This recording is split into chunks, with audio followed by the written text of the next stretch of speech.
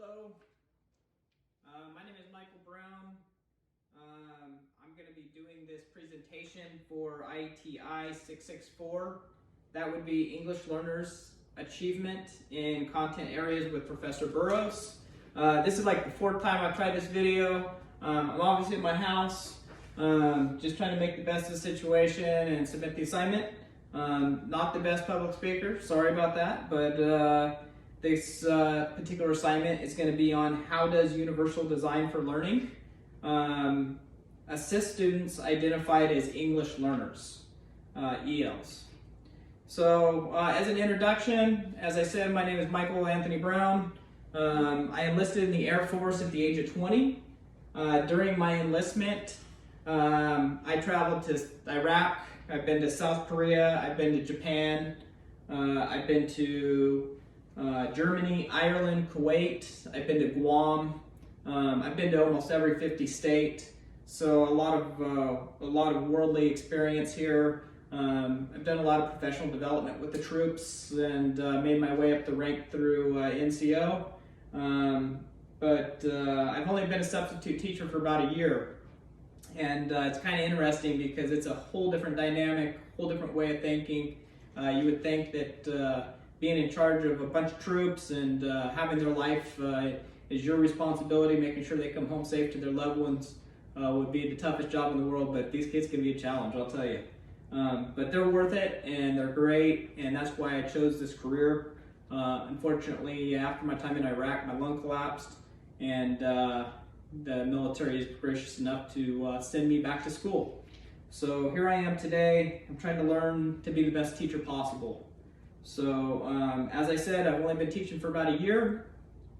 Still have a lot to learn. I'm looking forward to the opportunity of this specific field of trying to take English language learners and make them the most productive possible, because they deserve the opportunity, they deserve a chance in life, and if I can find out ways that basically give them the best avenues for success, then I'm contributing, I'm giving back. So there's nothing better than that. The research topic, as we described, is how does Universal Design for Learning, UDL, assist students identified as English language learners? The purpose of the research proposal is to make a connection between UDL, Universal Design for Learning, and ELLs, opportunities in learning. So the research looks at who, what, when, where, and why of the UDL, and it connects some of the challenges that our ELLs face today. Obviously, they have a challenge. There's a lot of things that people don't understand, and whenever you have communication barriers, you're going to have to come up with effective ways to teach those individuals. And I wanted to look at UDL as a concept that was originally created for people with disabilities, and we've really found a lot of ways that that's very helpful in instructing our ELL students. So I wanted to see if that's the most efficient way to do it or not. I'm over here forgetting to click on my slides. So why this topic? As a new educator, I wanted to find ways to reach all of my students. During my travels in the military, I saw the challenges of communication with people from different cultures, different ways of life, and different languages.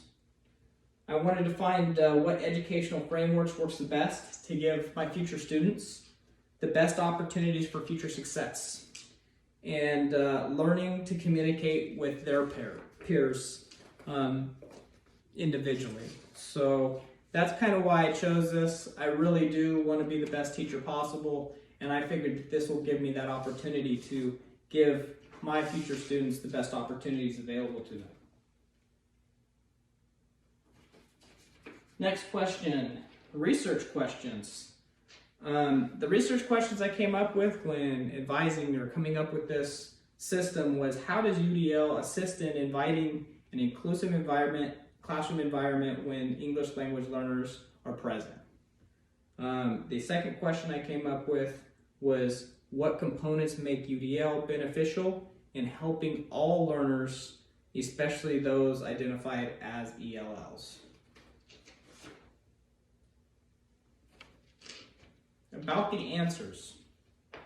During my research, I'm going to use numerous books, articles, journals, periodicals, and even interviews with experts in the field in order to find answers to my research questions. There isn't a lot of data necessarily, but the test results can be evaluated to see improvements and digression of basically where students are at in different places in the country, where different systems have been used. Unfortunately, the articles didn't really focus on that too much, but hopefully before the end of this term I can find some. So the best data that I have found so far comes from those who have been, that basically learned a second language. So it's the actual students themselves. I find that these individuals are the best ones to basically give the information of what's worked best for them. And most of the time what I found is those students will tell you time and time again that the best opportunities for them has come from multifaceted learning. More opportunities, more ways of representation and engagement, and that's been the focus, and that's what I've heard time and time again. More opportunities. So.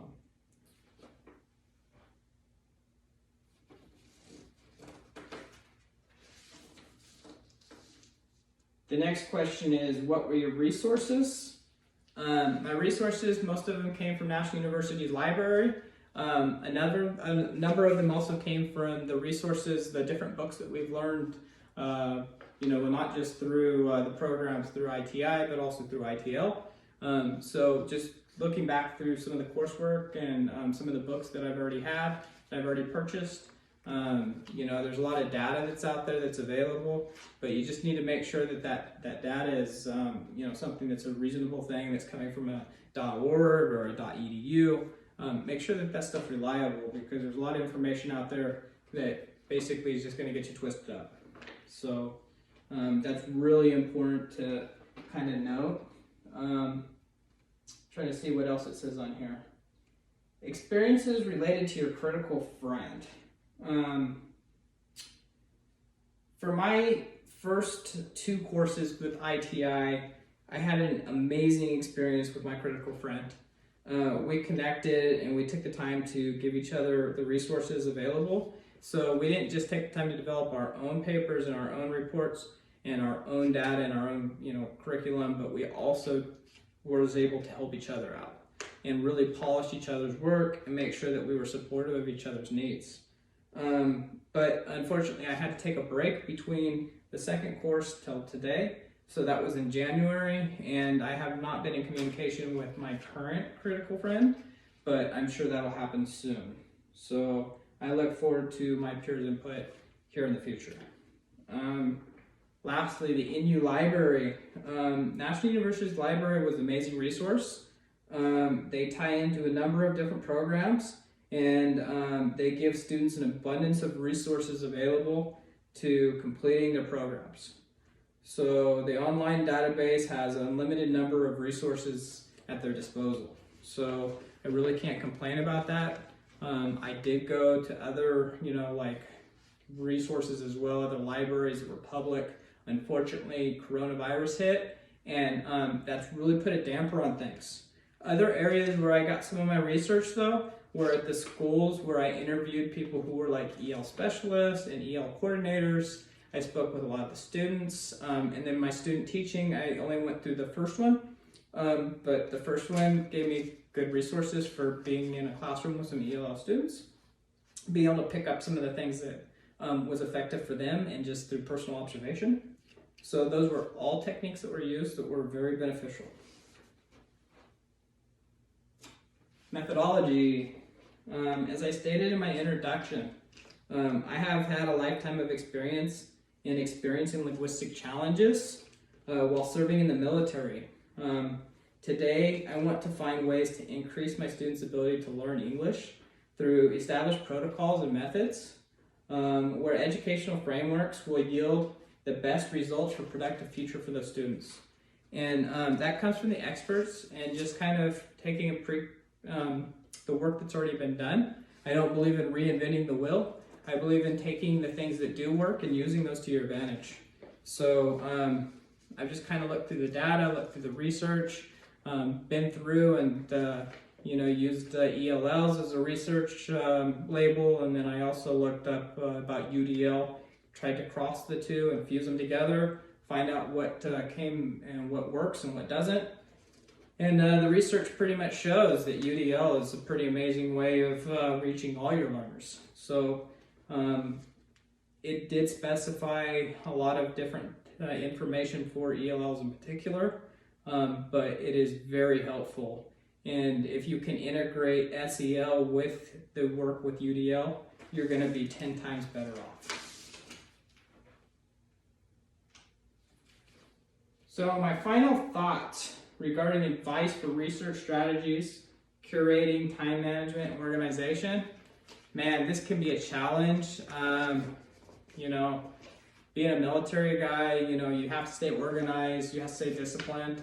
I would tell everybody, don't wait till the last minute on things. Make sure you put in your due diligence. Obviously, your work's only going to be as good as what you put into it. Things happen. Sometimes life throws some crazy curveballs at us if you're a baseball player. You just got to be able to wait on it and just sit back and hit a home run, hopefully, if that thing comes back into your wheelhouse. So just remember that sometimes we all are subjected to things that we can't control. A perfect example is right now with the whole situation with coronavirus. Unfortunate tragedy that has basically, killed numerous people. It's affected my own life. I've had family members who have experienced and been part of this. So it's tough, and we're all trying to learn to manage our lives differently.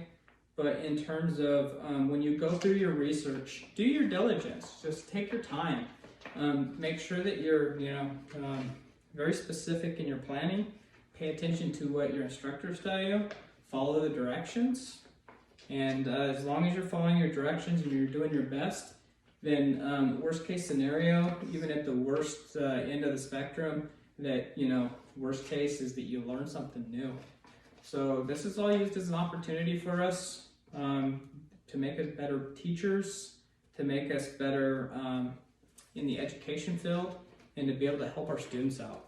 So I think it's a win-win situation regardless of how any of this goes. What are your future plans? In the future, I think that I plan to move to a rural community where I can make a difference to all my students, obviously. But the community where I want to live is about 2 hours north of Sacramento. It's up in rice country, and there's a lot of Hispanic migrant workers, if you will, and their families. And I want to be able to take those students and build their future. Give them the opportunity just like any other child. These kids come over here and they deserve an opportunity just like you or I.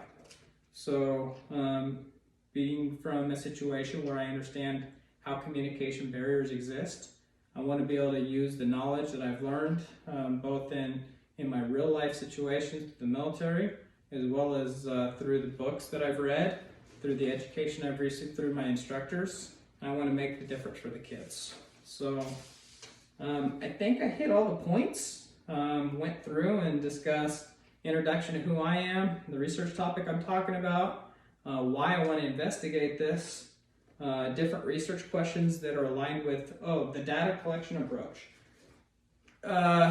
Just making sure I kind of discussed that the research data needs to be appropriate and it needs to be collected on a timely basis.